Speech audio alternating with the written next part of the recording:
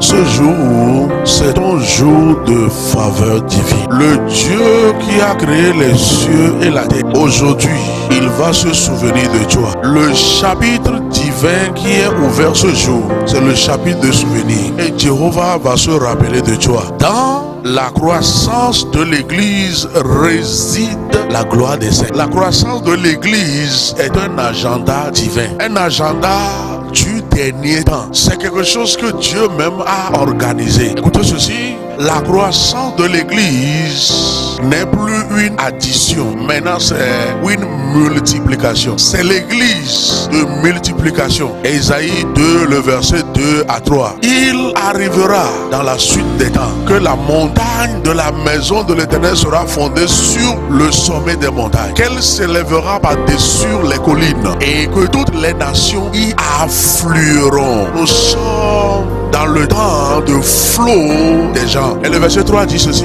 des peuples s'y rendront en foule. Nous sommes à l'heure de la multitude. Praise God. Et diront: venez et montons à la montagne de l'Éternel, à la maison du Dieu de Jacob, afin qu'il nous enseigne ses voies et que nous marchions dans ses sentiers. Car de Sion sortira la loi et de Jérusalem la parole de l'Éternel. Nous sommes à l'heure de la multitude. Nous ne sommes plus à l'heure de un à un. Nous sommes à l'heure de la masse. Et la Bible dit 10 personnes vont tenir les mains d'une seule personne et diront: nous voulons aller dans ton église. Et ça serait ton témoignage. C'est une église aussi des dominateurs. C'est une église de la domination. Le peuple ne sera plus faible.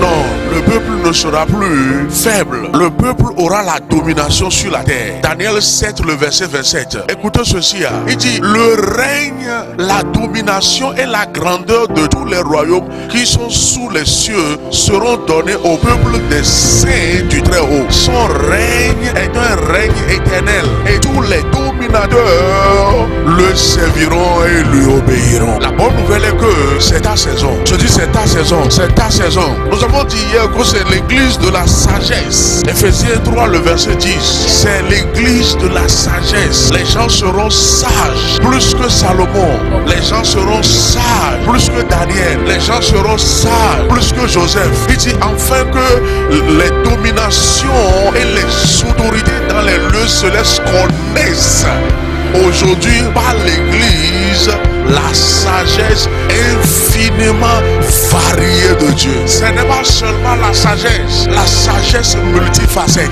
la sagesse infiniment variée. On t'amène en entrepreneuriat, oh, on va trouver la sagesse. On t'amène dans le gouvernement, on va trouver la sagesse. On t'amène dans un métier, on va trouver la sagesse. C'est-à-dire, il n'y aura pas un domaine et qu'on ne va pas trouver la sagesse. La bonne nouvelle est que la sagesse multifacette te sera impartée dans cette dernière saison. Écoutez ceci, les gens diront: cette personne, oh, il a une sagesse qui dépasse Salomon. Il a une sagesse qui dépasse Joseph. Tu seras un solutionnaire.